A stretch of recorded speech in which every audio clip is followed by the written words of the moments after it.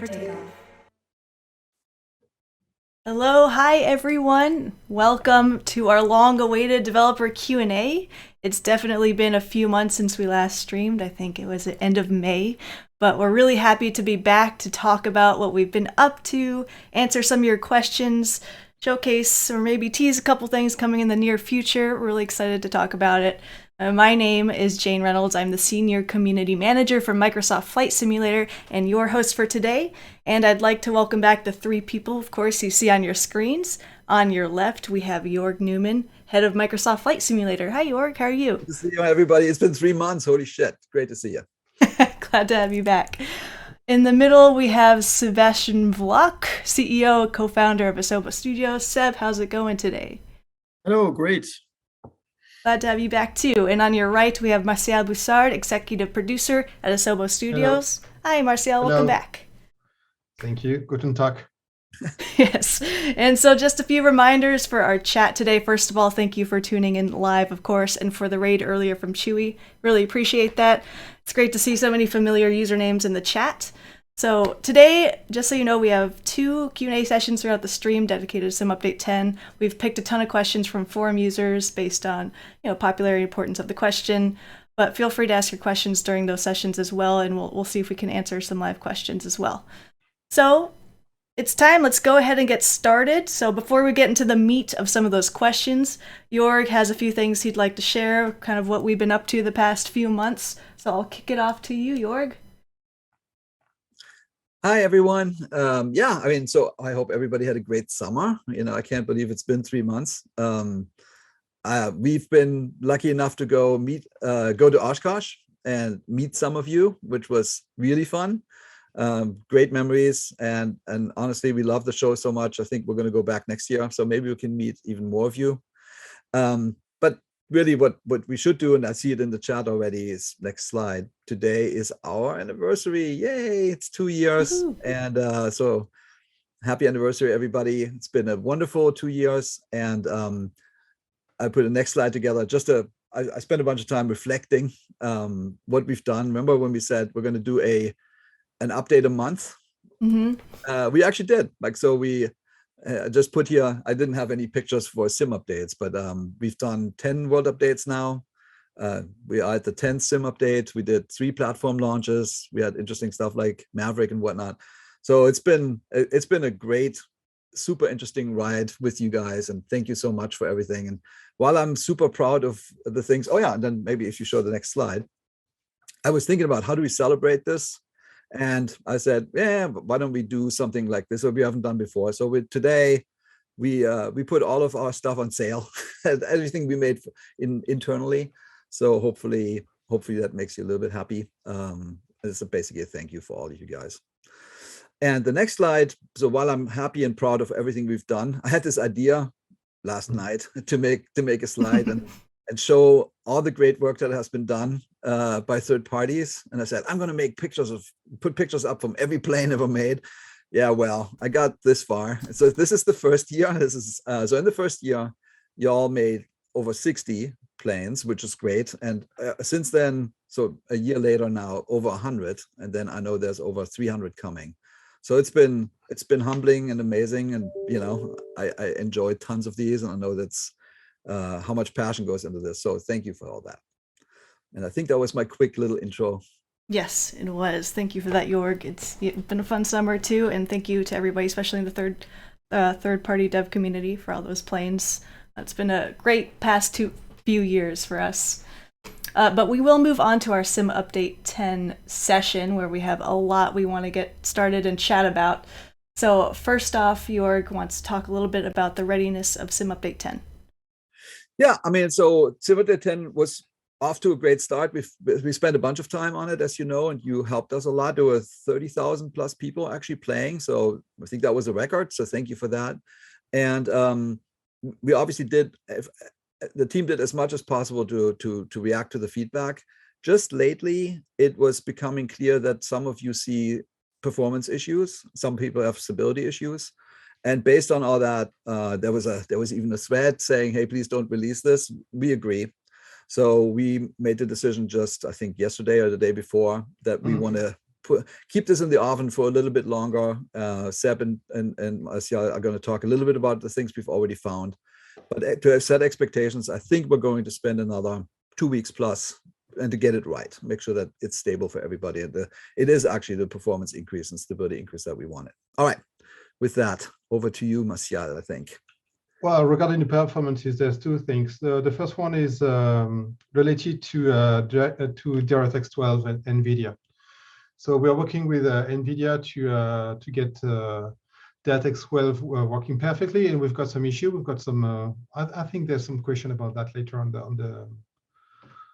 this Q&A. Well, we are getting some artifact. There's a memory management issue. The fact was that when we initially published the SIM update 10, it went with a bunch of optimizations on the memory allocations.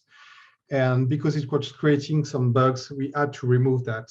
So as a consequence on DirectX 12, the performance went back to a less performance build. So it's really something we are working hardly with NVIDIA. So that's the good news. NVIDIA is involved in that. They are supposed to publish a fix. And as soon as we will have the fix, we don't know exactly when, but as soon as we will have the fix, we will be in a position to get back the optimization we did, and then we will get more performances on DirectX 12. That said, it's not the only issue. We have figured out that we also have some performances issue on DirectX 11, and there's plenty of reason for that. So we've spent some time to do some investigation. One of the reasons that we found recently was that we did an optimization for memory. And in the test case, everything was working fine. But thanks to the flighting, we figured out that in some circumstances, this optimization on memory was not an optimization of performances. And on the opposite, it was costing up to 8 milliseconds per frame. This is too much. So we are working on that. So that's why we need some extra times to find all the problems and to bring you the SIM update 10 that everybody expects. And we have a few slides here on PC performance and VR performance, if you want to talk about those a little bit. Oh, okay. But this is related because on the forums we had some questions for stats regarding DLSS. So this is the one we did. So we can talk about that already. We'll talk about the DLSS later, I think. So the stats we've got on, and to explain how you can select your optimizations in DLSS regarding the CPU and GPU that you're getting. So the important point here, if you look at the costs of the GPU for the DLSS, this is obvious that as soon as you want to get more quality, it is costing a bit more. So we've done the test to show you the differences on different settings from the TA, which is the default anti-aliasing we've got, to the ultra performance DLSS, which is maybe the less quality but better performance. So basically here, I wanted to talk about that because as you can see, this is the DLS is only a matter of GPU performance. So depending on the CPU you've got and the CPU bonding, you can select a different level of DLSS. So on this PC, for instance, we were a CPU bond, and the CPU was costing 25 milliseconds per frame. So basically, you can select the DLSS quality without having any drop of frames. So that's why it's super important to check on your PC where is the bonding. After that, we've got some other measurements for the VR. It's exactly the same, but basically you can see what is the difference between DLSS and anti-aliasing. What's super important is that DLSS is also super effective when you're using VR, and this is one of the questions we found in the forum. Mm-hmm. Thank you, Martial. And one of those questions that came in from the forum, when should players be using AMD Fidelity FX versus changing TAA to NVIDIA DLSS? So they're wondering if they can expect support for AMD's Fidelity VX Super Resolution FSR 2.0. Okay, so there's plenty of things here because we are fidelity effects. It's not only the DSR. So, for instance, we are using the CAS on fidelity effects. It's a system that sharpens the rendering. So and this system on fidelity effects is not related to any anti-aliasing, or it's not even related to video cards. So if we are just looking at the equivalent of DLSS, it's more the FSR and the FSR 2.0. We are still working on this with AMD. So we've got a great relationship with NVIDIA. We've got the same with AMD. So it's not coming for Sim Update 10. We'll see what will be the time frame. So it's a close relationship, and we need some features from them. Okay, understood. And another, oh yeah, go ahead. Yes, I can see a DLSS is blurry. Yes. So that's also the next question. Yes, okay, sorry. So this is also something we know, especially for the glass cockpits, because the glass cockpits, it's a rounded texture and it's not working perfectly with the DLSS. So the ideal option would be to have a mask to remove this area of the screen from the DLSS. So it's a solution we're talking with NVIDIA also. So it won't be ready for Sim Update 10, that's for sure. Hopefully we could bring that for Sim Update 11, but it's still R&D. So it's not like an option we just have to trigger. But we know that we've got sometimes rendering quality issues, and we're working with NVIDIA for that. Okay, yeah, that's a really interesting solution. Martial. All right, so we'll move on to multi-monitor support. As you know, in Sim Update 10 beta, we added that experimental feature in the menu. So one of the questions from the community is, can we expect field of view projection adjustments in future iterations of multi-monitor support? So I've seen that, and I think also in the forums there's some confusion between the bezel correction and the bezel distortion. So what we did so far on multi-screen, you can extend your display up to 7 screens, and on each screens you can move the camera in order to have the right position, the exact position you want. So it's like up, down, and roll. So it's mainly rotations. And you can also change the field of view by changing the setting called zoom. I think, yeah, it's zoom. So if you look at the question about the bezel correction or and not the bezel distortion, what it does is that you are using these corrections to take in account the side of the screens. So basically, you've got this kind of feeling that you're looking the game as you were looking through a window. And this is already doable by just playing with the rotation we've got. So basically, you don't need so much bezel correction if you do a proper setting of the rotation on each screen. What we don't do, and maybe something we could bring later on, is that we have just one zoom FOV setting, and this could be an issue if we've got different screens. I mean, different size of screens, and especially different age of screens.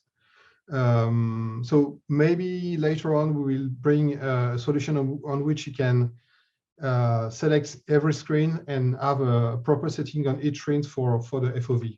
But this is not done yet. Great, thank you for that explanation, Martial.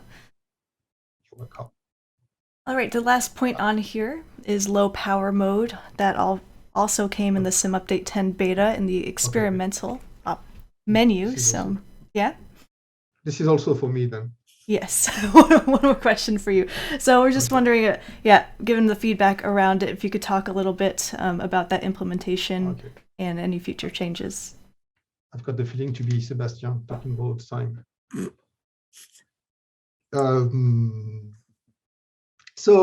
Yes, we look at the feedback that the community made for implementing the low power mode.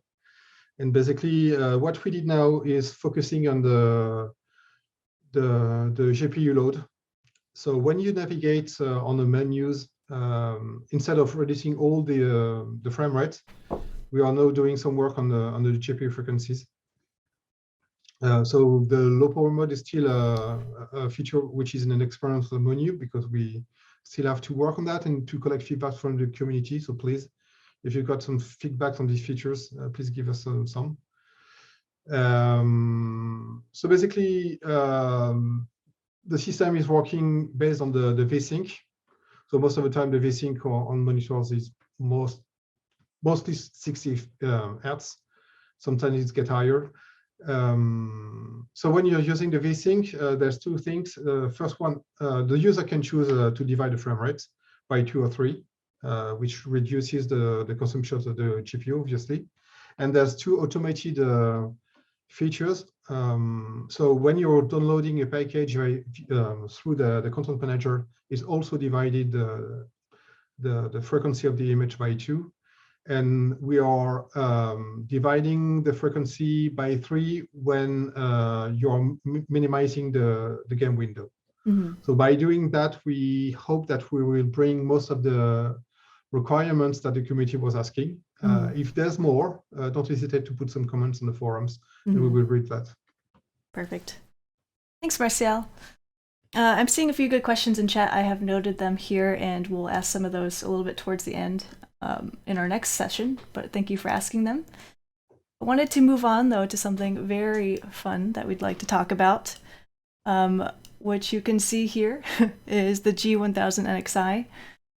So coming in some update 10, the G1000 NXI will be the default G1000 in the simulator, which is fantastic. We've had the marketplace free version for about a year now from Working Title, and this update's going to bring a whole number of new features to G1000, really close to the real NXI unit. It's going to have VNAV, procedural turns, holds, arc legs, a whole bunch of stuff.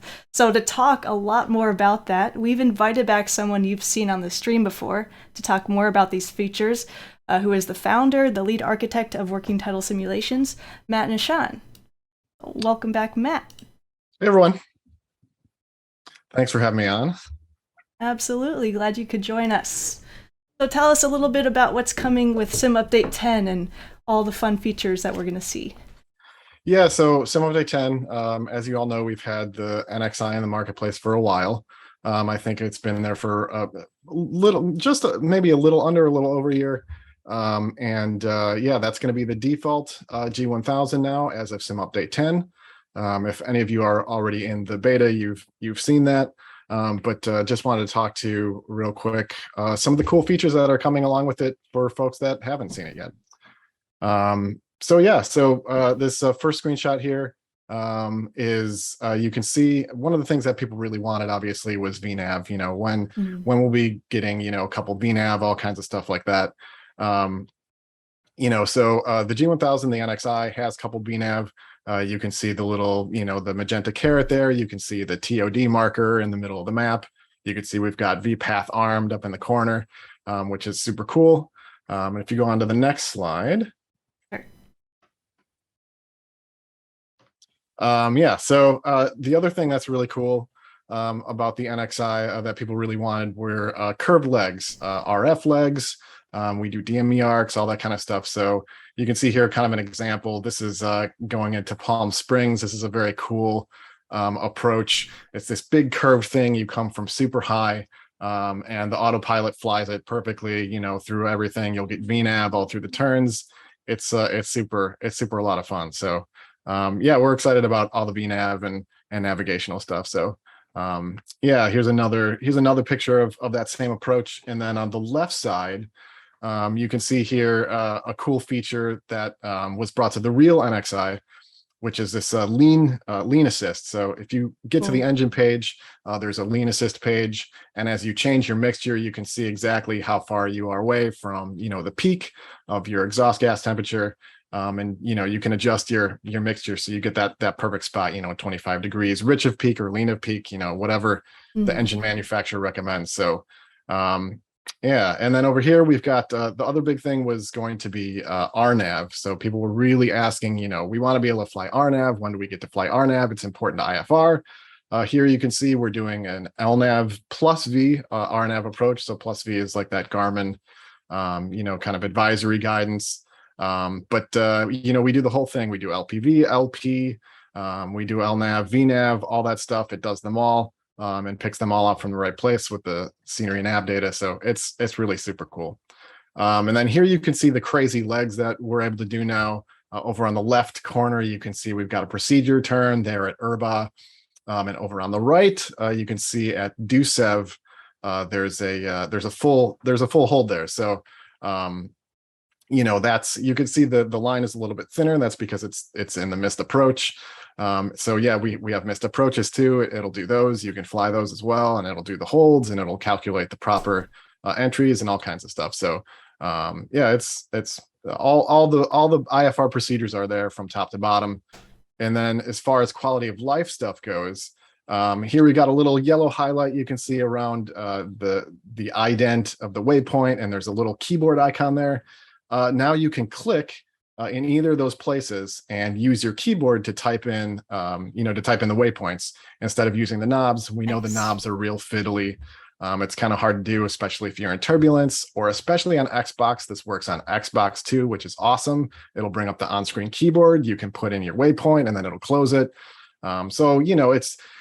We try not to sacrifice realism for that, but for these kinds of things, they're helpful for people. Not everybody can use all the different kinds of controllers. We want to make this accessible, so that was a big deal. And then the other thing that we added, which is the thing that the real NXI also added, is the ability to do these visual approach procedures. You can see 2 waypoints here, straight and final.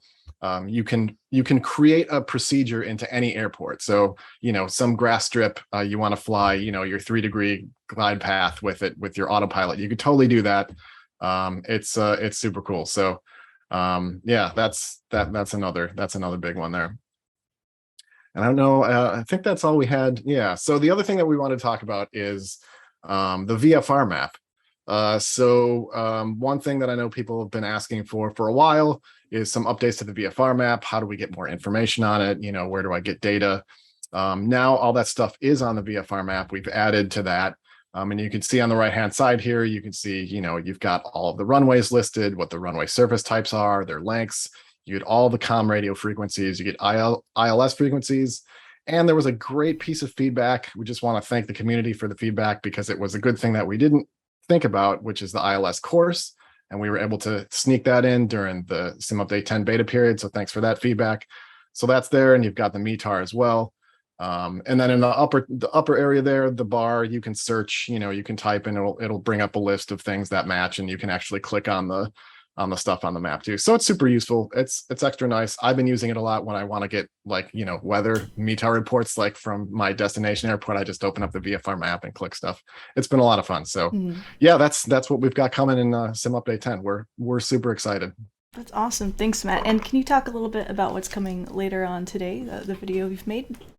Oh yeah, we've got that goes into more detail. Obviously, you could talk about the NXI features forever.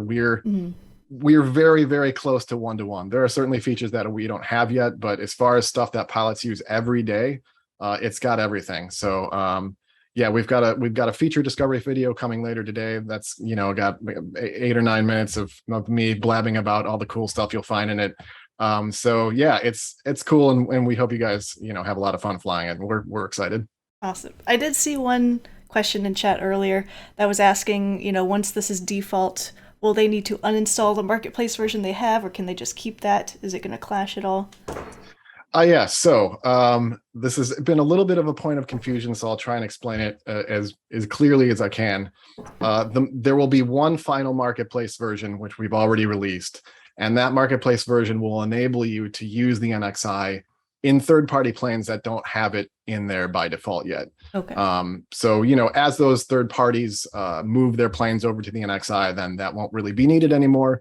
But there's no need to uninstall the marketplace. Just get the latest update, and that will make sure that you have it on both the default planes in the sim and the ones that are third-party planes. And if you don't want it on the third-party planes, you can always, pull that package off. Perfect. Yes, that explains it perfectly. Thank you so much, Matt. Yeah. We're looking forward to seeing that Feature Discoveries video come out later today, and super glad you could join us for this Q&A. Everybody in chat is very stoked to see you. But we'll catch you later, and we appreciate you. Awesome. Thanks, guys. Thank you. All right, we will move on to our Q&A session 2. This also questions we pulled from the forums.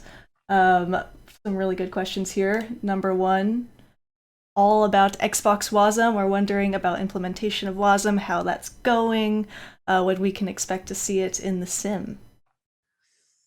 Yeah, so I can speak to that. It's going great. Just for those, I think you know what it is, right? Basically, it allows us to run code that is very unusual for a closed ecosystem like Xbox via a sandbox. And the good news is it's all working. And there was I would say there was a healthy debate if we should put this into Sim Update 10, because it does work. But then we looked at the consumer experience of it, and it's clunky, and we didn't want to do that. Basically, you get a DLC, and so you get a DLC kind of, you don't even know what for, and then if you're in a certain state, you have to delete it. So it was like, oh my God, what are we doing to the poor people? And so we made the decision to move it to Sim Update 11. But that all being said, all the tech behind it works great, and we're super proud of it.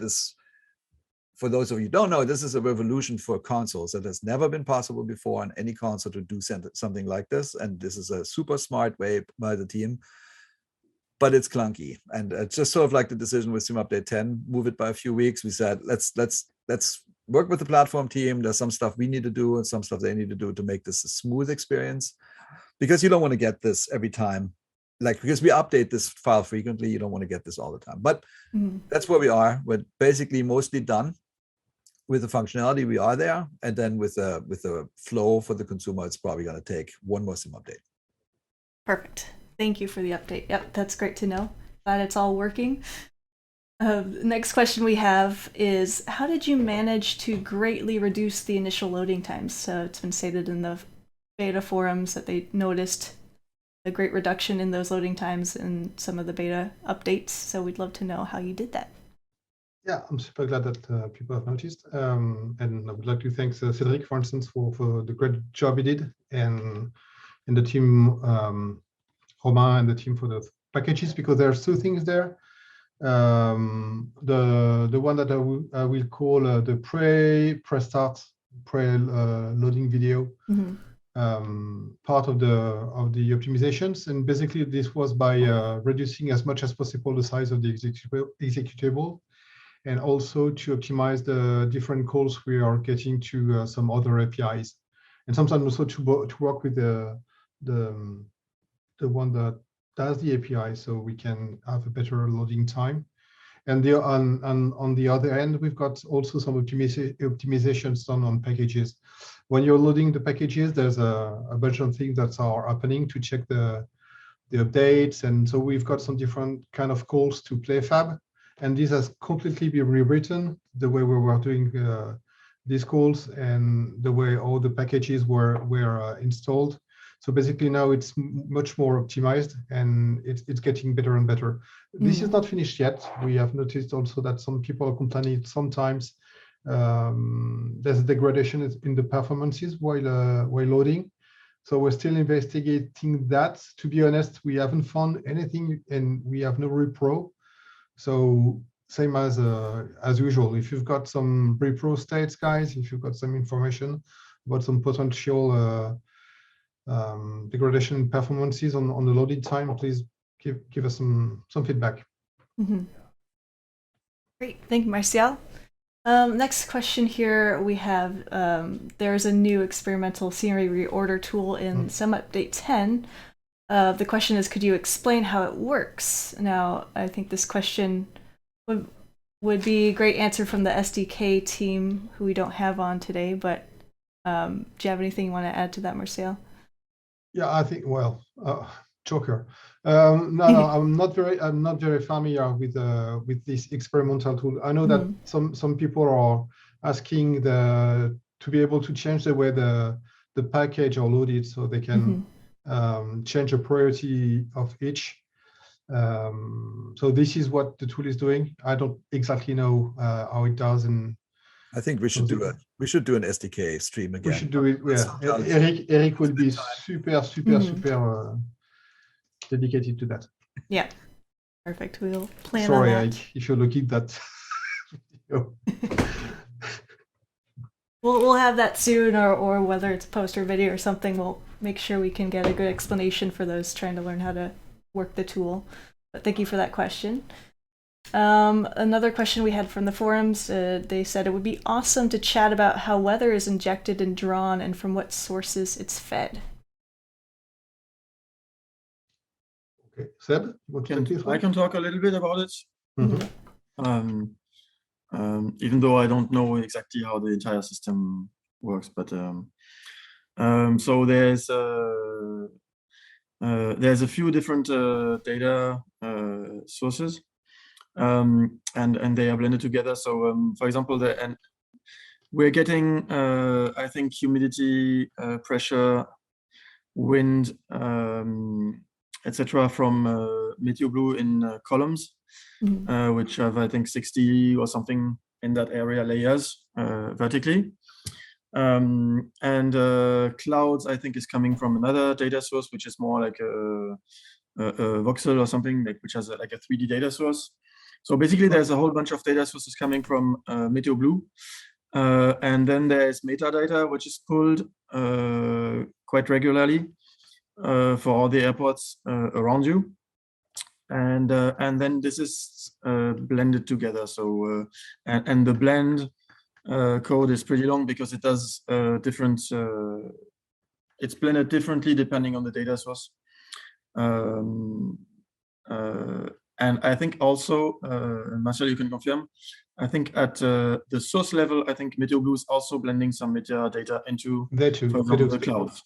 Yeah, especially for clouds. Yes. So MeteoBlue is using metadata to inject it into their data.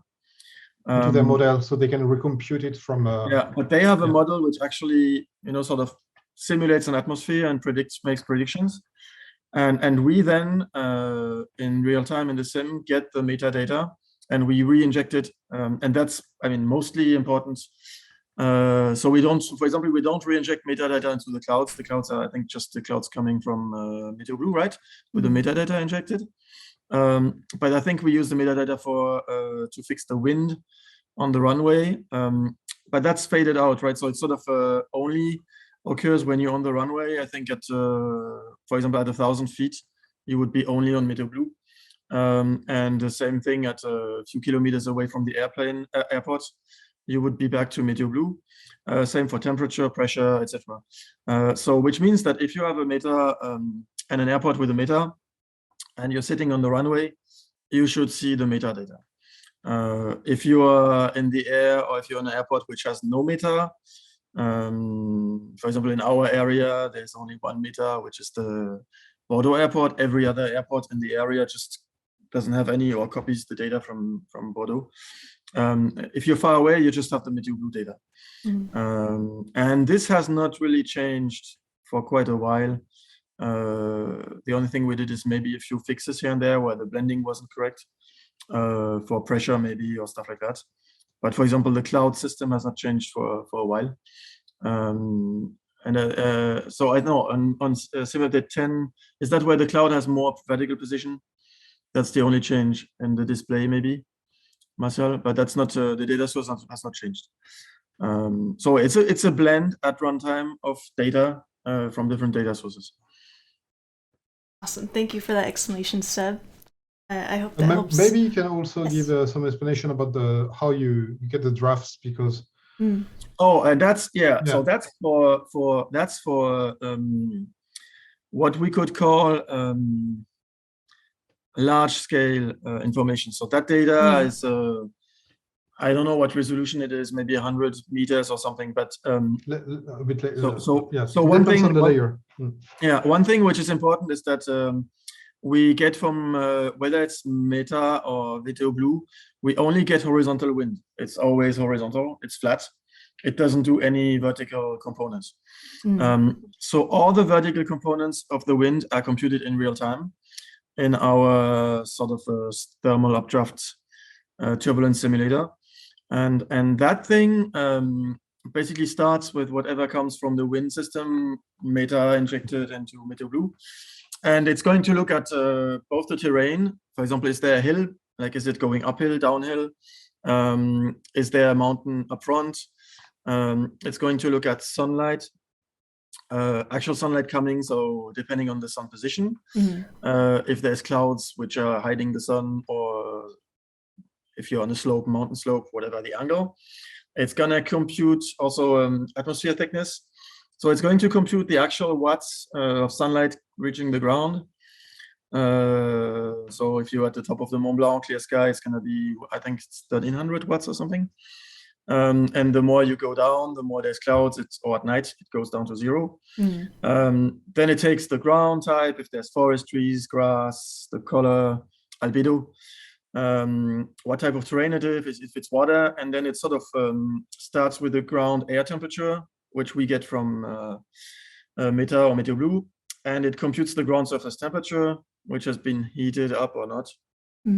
And that then sort of, well, if the ground is extremely hot compared to the air, I don't know, let's say it's 15 degrees outside air, but the ground is at 60 because it's in the sun, we will generate more updrafts. So that's the thermic updrafts, thermal updrafts, and then there's obviously also if the wind hits a building, then it gets diverted and does turbulences behind the building. If it hits a range of trees, it's gonna create a bump. So there's all sorts of systems which basically take the topology shape of the terrain, temperature of the terrain, and compute the thermals. And that's not coming from any data source, because this is way too, I mean, this is a 1 foot resolution. It's super, super small, because a bump created by a house on final can be very, very small, and no weather system reads this data. And this system so creates heat bumps, pressure bumps, because when air is pushing away, it changes pressure a little bit. And yeah, I think it changes air temperature. So you can get into a bubble of hot air and get an updraft, and that can change whatever the engine performance. If it's 5 degrees hotter, it's going to have all sorts of consequences. And so that's simulated in real time. It's not coming from any data source. Nice. That's exciting. Yeah, and I showed an example also, I think earlier already on one Q&A. There's something coming which will allow users to visualize the vertical wind component in the world. So like a assistance, like all the ribbons or all that stuff, there's going to be an assistance where you can see the vertical wind. So that's really cool if you want to use that to go up on a glider or whatever. Even if you want to glide on a Cessna, you can do that if there's enough updraft. Or if you want to just understand why it's very turbulent, because if you understand all this, you can understand why more people complain about turbulences in the summer. It's just there's more sunlight. I mean, in our areas, and why in winter it's very hard to get any turbulence, because the sun is just so low, and it doesn't create many updrafts. Just one final word, maybe. I've seen on the forum somebody saying that it could make no sense to ingest metadata into MeteoBlue's data, and then on top of that, Earth using the same data to do that kind of bubble things. Everything is a matter of frequency. When MeteoBlue is collecting some metadata as an entry, as an input for their systems, after that they've got to launch a bunch of calculations. They're using super computers for doing that, and so we are getting a weather model every 6 hours, and in between it's just interpolation. So if we want to be a bit more precise on meta, on top of that, we are collecting the metadata, which most of the times are updated every half an hour, and we are using this new updated meta to inject that into the game.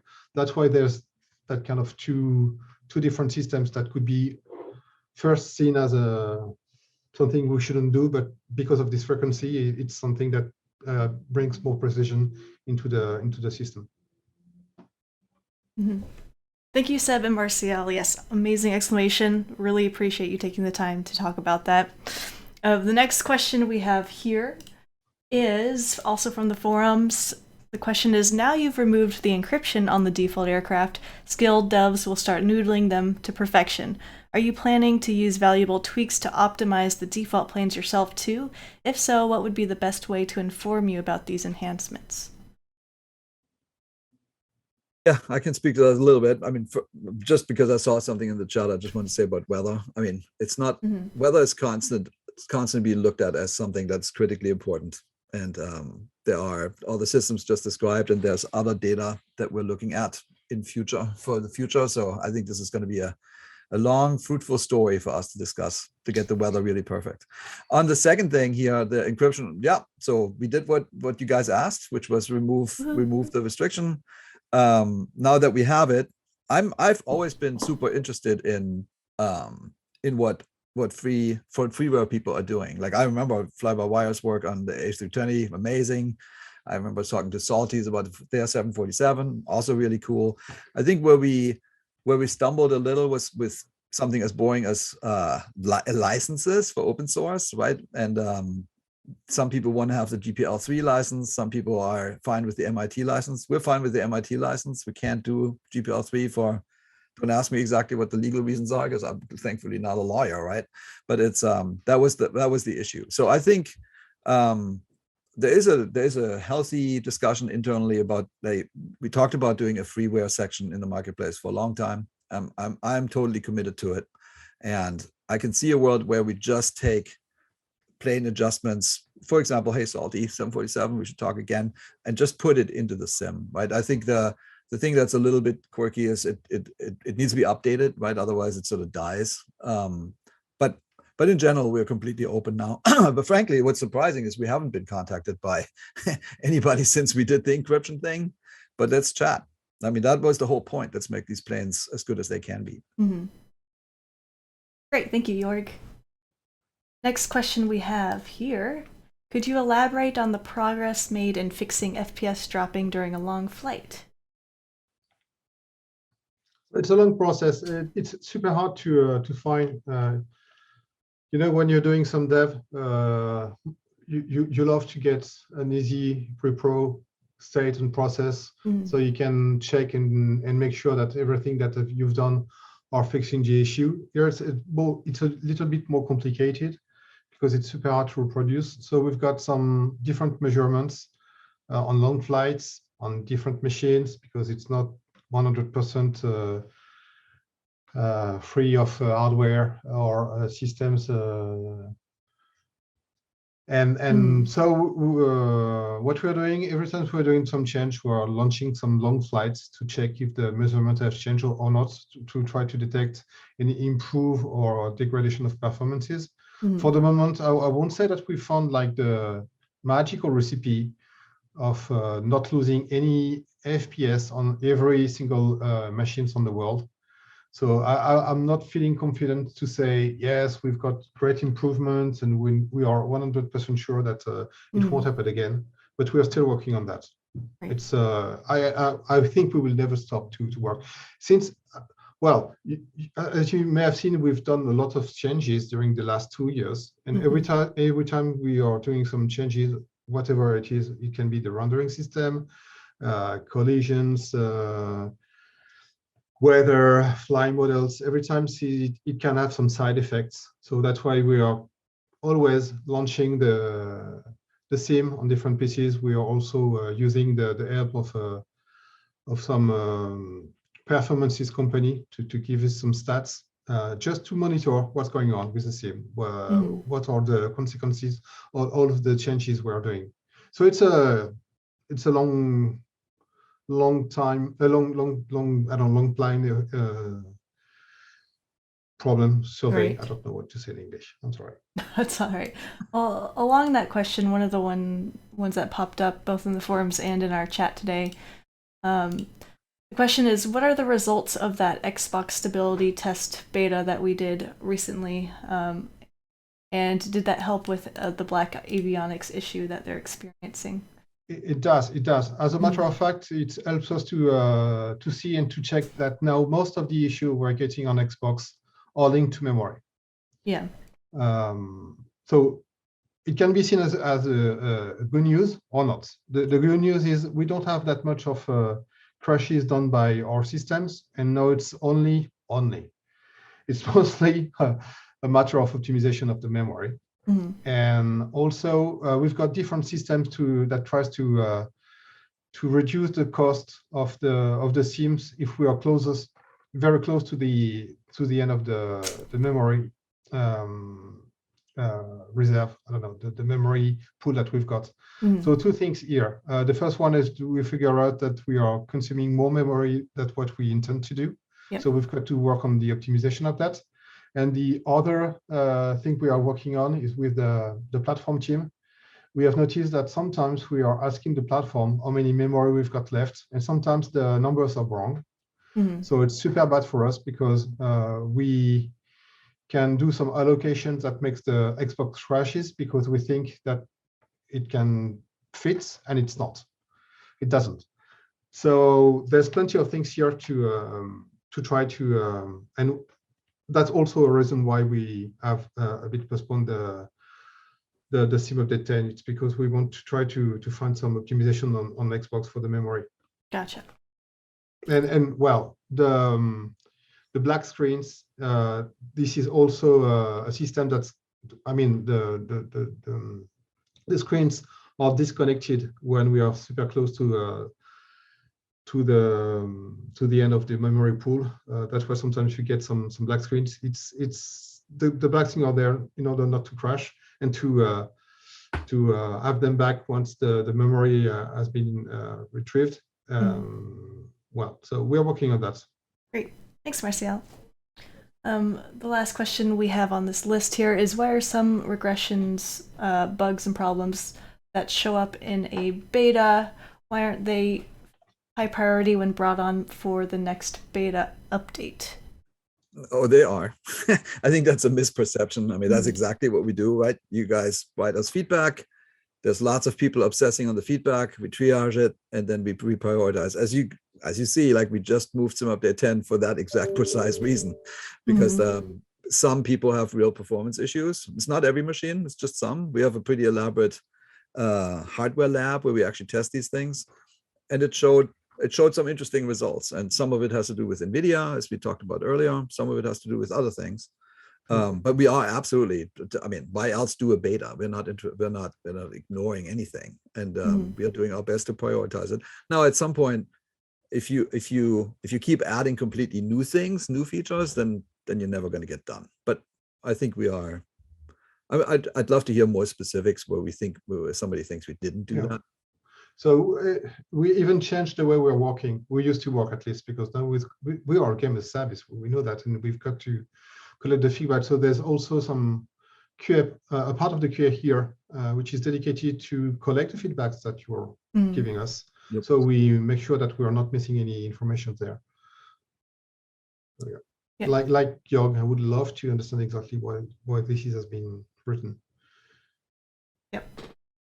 All right, thank you so much for the questions. There are a few more questions I'll ask towards the end of the stream, but for now, let's move on to our roadmap. Here you go, Jorg. Roadmap. Okay, yeah. Well, it has been 3 months. So I looked at the slide decks. I always put these things together, and this was where we are last time we met. And then if you go to the next thing, so there are lots of little black boxes, and we actually have done a lot since. So we, in June, right after we talked, we shipped Word Update 10, and alongside it, the wonderful Beechcraft Model 18 from Coronado, lovely plane. And obviously we surprised people with the Pelican and all that stuff. And then some of the other things that we had said, gliders, for example, the bottom gliders, the surprise was actually the Airbus and helicopters. They're all now in the 40th anniversary edition. And today, so this is where we are right this moment. And today we are actually showing you a couple of other things. We can talk about this on the next slide, which is the next Word Update. Yay. So it's coming September 27th. And I read all kinds of things in the chat, and it is Next slide. Ta-da. It's Canada. Yes, not Nice. Africa. I'm working on Africa, but it's Canada. Africa will take us a little bit more time to actually get. It's a big continent, has 66 countries on it. There's a lot of data you need to find. But anyways, it's Canada, and I know we have lots of people have written about Canada, so we have good data. So what we have, new demo areas, so always, we are making 5 airports. You're going to get to see pictures here today. 89 POIs, 12 photogrammetry cities, makes me super happy. I think we pretty much now have covered almost all large cities in Canada with the base queue in this edition now. And then, as always, we do 3 landing challenges, 3 bush trips, and discovery flights. And I put some pictures in. Don't have a trailer yet. So this is the first airport. We can just cruise through these. Okay. We always pick these things to take you around the entirety of the country that we're looking at. So here's Dawson, Deer Lake. Next one. Yep. Equalit, I think. I always get that wrong when I pronounce it. And then a couple of here's some screenshots of POIs. It makes me feel cold. I sat here, it's hot, and I'm putting these pictures and I'm like, man, this looks cold already. How is this even possible? But I think it's going to be a really nice update. And it's coming in a little bit over a month. Oh yeah, and just to be controversial, we did put this in here, the highly controversial center of Canada. Where is it really? Well, we have it. I love that. Awesome. We are looking forward to a Canada update at the end of September. Thanks, Jorg. And of course, today, you may have seen it already on our socials or perhaps even in the marketplace, but our Famous Flyers 3 has just come out. So we're going to play the trail real quick before we talk about it a little bit. So enjoy.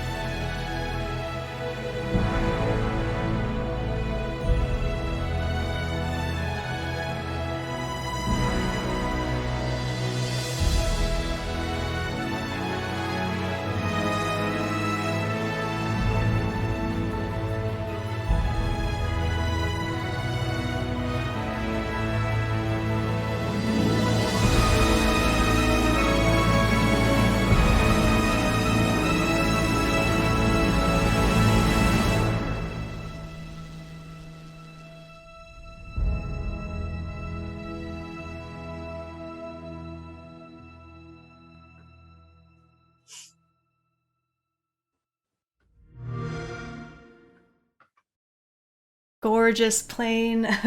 We are really excited to talk about this. I am personally really excited about this plane. Has a lot of meaning to me. But we have on with us today Fernando Herrera. Hey Fernando, how are you? Welcome to the stream. Hi everyone. Glad to have you. Hi everyone. So thank you. Can you tell us a little bit about this plane? How long you've been working on it? A little bit of the development and how you feel about it now that it's out. Well, first of all, I would like to congratulate for this second anniversary of the Microsoft Flight Simulator. I remember 2 years ago when one of our aircraft was the first one and only in the marketplace. Looks like it was centuries ago. Right. Well, thank you for letting me present in this plane. This one is one of our favorite vintage aircraft. A lovely and beautiful one. It's a very well-known and easy to identify for its particular V shape. One particular thing about it is the control surface in the back of these aircraft are called ruddervators and perform at the same time as a mix of a rudder and an elevator. Because of this V-tail shape, we put a lot of attention in flight dynamics. This aircraft oscillates in flight and has a particular behavior, especially when you are approaching the runway. And all of this is in our aircraft. The model we selected to recreate is a model from the early 80s, when Beechcraft stopped producing this aircraft. So our B-35 has around 40 years, and that's why we gave it a weathered look, an old look. In this picture that you are showing, you can see that we put special attention in many aspects of the cockpit to make people feel inside a real Bonanza B-35. It is equipped with the default Bonanza instrument of that time. And you can see is one cool feature of, for example, is the panel. We try to recreate the original panel made of wood as they were in that time. You can see in that picture. Or if you, I don't know which, okay, because I have a little delay with the images. Or the leather of the seat, for example, you can feel that if you would be like to sit in those leather seats, you can see the weather leather and it scratches. It's a very, very, you see the seats and you want to sit in there. All in all, I highly recommend getting inside this one in Microsoft Flight Simulator. You will feel like if you were there. That's awesome. Yes, this is out now on the marketplace. I think it came 2 or 3 hours ago, so go check it out if you're interested. Beautiful model, Fernando. I'm really impressed with the photos here and with the trailer. We really enjoy developing it. It's one of our favorite aircraft. Very different, very easy to spot in every aircraft around the world. And we really like to develop this kind of aircraft. Were there any interesting challenges you faced as you developed it, or anything that surprised you while you made this plane? Yes. One is the simulator is not prepared for this kind of tails. So we had to emulate one with the regular control surface. That was a challenge. Certainly. Yeah, I'm in chat saying, great job. Someone wants to know, how fast does it go? Do you know what the general cruise speed of this plane is? I guess it's around 200 miles per hour. Okay. 203. Nice. Fantastic. Yes, it's a very quickly. Yeah, it's a good plane. It's an elegant way to know the new Canada scenery. You can go faster. Sure. Very true. I highly recommend to get into one of these. Yeah. In Flight Simulator. I can't wait to try it out. It was my first discovery flight in this plane, and I can't wait to fly it. So thank you, Fernando, for joining us today. We really appreciate it. Bye-bye. Say bye, chat. Thank you, Fernando. We'll talk to you soon. We have to say yes. Yeah, we have to say bye with 2 fingers instead of 5 because of the B. Nice. I like it. Peace. Bye-bye. Bye. Thank you. Bye. Thank you. All right. So with that in mind, we'll go take a look at our roadmap here. It should have... Excuse me for all that. There we go. Should have our update now with our famous flyer on there. Yeah, exactly. So it's filling up.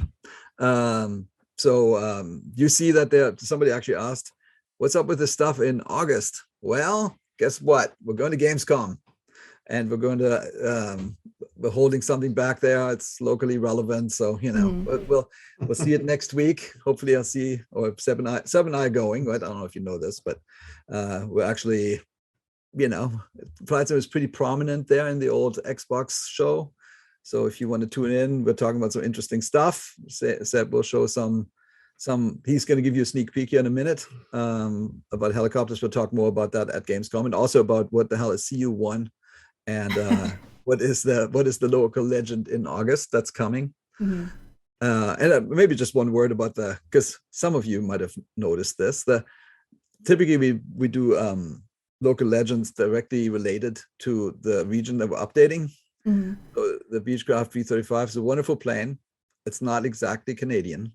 The reason for that is because we had planned the Beaver to be the plane for the Canada update, which makes a ton of sense, right, from the Havilland. But ultimately decided it should be in the 40th anniversary edition. So that's why the swap. But yeah, overall, I think it's filling out. I'm actually just a sneak peek. I was working on the roadmap for 2023 in the last few weeks, and I had a great old time. So I can't wait to share that with you soon. Fantastic. So speaking of helicopters, Seb, there's a little video here you can talk over if you'd like to show a little tease about what we'll talk about at Gamescom. Yep. So we've made a lot of progress on helicopters. The team actually went, I think it was in June. We took our first helicopter lessons. We had instructors which are specialized on this helicopter, fly the helicopter in the sim, and they were impressed, gave us feedback.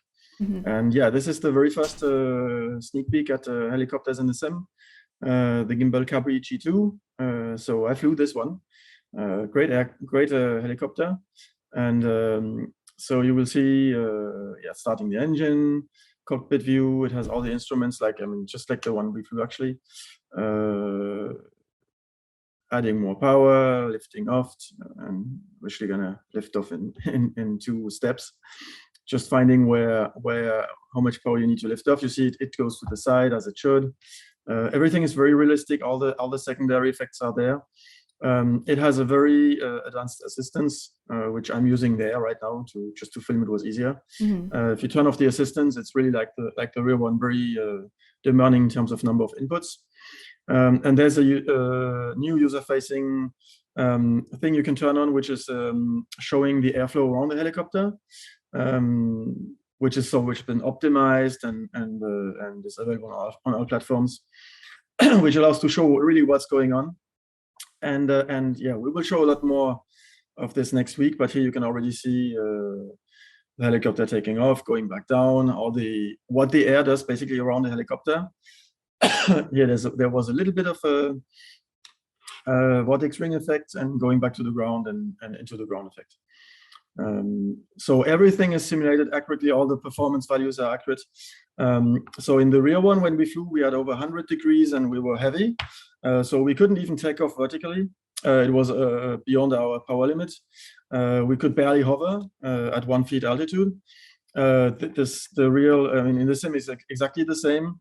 We had to move forward to actually go up. The ground effect provides about the same power gain. The climb rate is the same. It's really very, very close to reality in terms of all these, not just the raw performance and speed, but also how much is the impact of ground effect, what's the impact of a transversal lift, how much it drifts to the side, etc., etc. Awesome. So learn more about that, tune into Gamescom, and we'll have another helicopter update for you. There's the dates of Gamescom if you're curious. We have a little bit of time left, so I've gathered some questions that I've been seeing in chat throughout the stream today, and I'm going to ask those. We'll see if we can get some answers for you. The first question I have here, let me read this out. It says, the formation flying community loves the fixed multiplayer animations and smoother netcode when flying formation at high airspeeds and G-loads in the Sim Update 10 beta. Is the netcode and animation fixes an intentional fix, or was it a byproduct of potentially other changes? Or is this just the result of lightly loaded beta servers?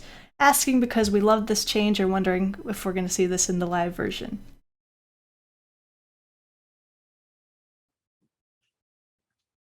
I can't tell. I'm very sorry. I can't tell. We are doing some optimizations on the netcode And I can't remember exactly what is the status of that. I haven't spent time on that matter this summer, so I'm sorry. Please put this question aside, and I will try to. Well, I will try. I will give the information next time. Great. I will do that. Thank you, Martial. I'm very sorry. No need to apologize. This is a nice, good question here. So, update 10 introduces a new way of customizing how weather, terrain is rendered on a Bing map instance. Are there plans to expand this API to expose the data to developers?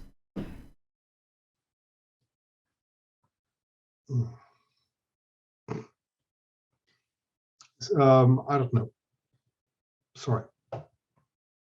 It's a question mark. Okay, we'll figure that one out too. This next question, Yes. I don't know if there's enough context. The question is there any update on the... Just to Yes. talk about this, most of it, that's not 100% sure, but every time we can, we try to expose the same kind of data that we're getting. Sure. So our goal is always to use the same tools and to use the same the same API, the same access to the data that everybody can. I mean, third party. For some reason, sometimes it's not 100% possible. And on this particular matter, I can't tell. I can't tell if it has been restricted to our usage or not. Okay, got it. Oh, where was I? Okay, is there any update on Weather Radar? I don't have any more context to that, so any update on... Yes. I don't know if you This might is part know. of the weather API we want to expose. So I don't have the proper status, and neither I don't have in mind the roadmap that we're having, but it's on the roadmap. Yeah. Okay. Great, Martial. So I can't commit to a date. This is a question around WASM for Xbox. So once WASM is out with hopefully some update 11, will these complex planes that are on PC, they're curious if it'll be the same on Xbox or if there'll be some kind of optimization, if there's going to be any difference between the planes that'll be added onto the Xbox platform. So the goal here is to have the same code, exactly the same code that runs on both PC and Xbox. As always, not the issue, but the constraint we're getting on Xbox is the memory consumption. So we encourage third parties to do some tests and to make sure that the plan they're doing is compliant with those constraints. But apart from that, technically speaking, it's exactly the same code that runs on both platforms. Yeah. Okay, good to know. Someone asked, is there any news on the ATR partnership? You recall we had Hans on earlier, so any update from the summer? Hans is working hard on it with a team at Asobo. It's making good progress. This is one of those planes where we said it ships when it's ready. We want to call it export series. So, I mean, to be perfectly honest about it, like it was targeting to be done end of this year. But when I have conversations with Hans, I'm like, if it takes a little bit longer, it doesn't really matter. It needs to be great. And I see lots of emails between Hans and ATR, because ATR is helping us a lot. So I think it's all going very well. Good to know. Okay. Next question is, earlier you mentioned memory optimizations. Was this VRAM or RAM optimization? Both. I was talking on VRAM allocation. It was on DirectX 12. So we gained some VRAM on DirectX 12. There's still a difference. I think there's between 1 to 2 gigabytes of difference when we're using DirectX 12. It costs a little bit more, 1 to 2 gigabytes. And we're also talking about optimizations especially on the Xbox, on the RAM itself, and the way we're using systems, the way we're doing some allocations. Awesome. So it's RAMs everywhere. Yeah. Okay. Going back to the question, not sure if you'll know this or not, but do you know if the netcode is software side or server side?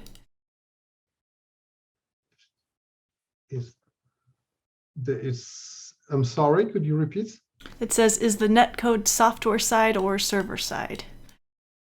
It's software on client and server. Yes, yes. So, It depends on the systems. Okay. yeah, there's always a client and server part. Yeah. Right.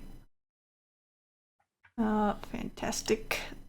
One more question here. There was a performance loss when popping out panels and instruments, which was fixed in the first Sim Update 10 beta, but has regressed. Are we aware of this, and is the performance going to be restored in a future build for these popping out of panels? So this is a kind of issues we are investigating, and that's why the Sim update has been delayed a bit. This bug is, for example, when somebody said we're ignoring bugs. No, this is actually, as far as I remember, as a SEF one, try one, or something like that. So it's at the top of the list.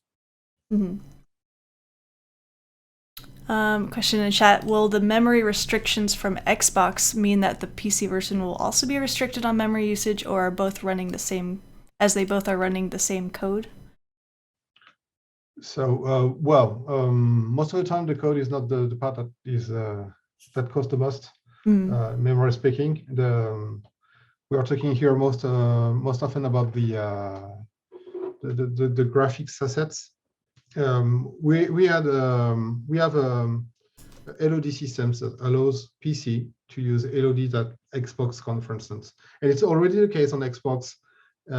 If you see if you do a comparison between the rendering you're getting on S and X, it's a little bit different, and it's using differently the level of details. So on PC, you can see a PC as a Xbox Plus. Well, most of the not most, but I end PC, because it's obviously not the case for every PC on Earth.